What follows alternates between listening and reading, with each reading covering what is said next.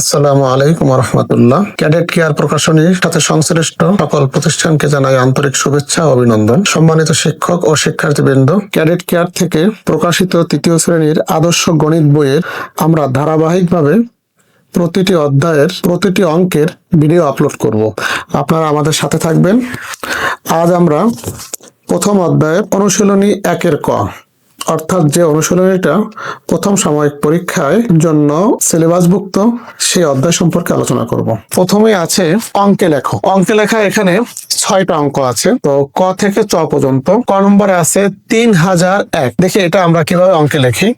তাহলে হাজারের ঘর পর্যন্ত আমাদের আসতে হবে 3001। তাহলে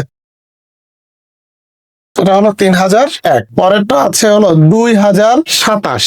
তাহলে 2027। এরপরে আছে 3372।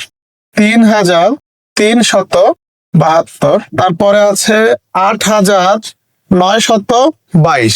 8922। এরপরে যেটা আছে নম্বরে 6111। 6111। তারপরে যেটা আছে 5005। অর্থাৎ 4 অঙ্ক বিশিষ্ট এটা কথায় লিখতে হবে যে 5005।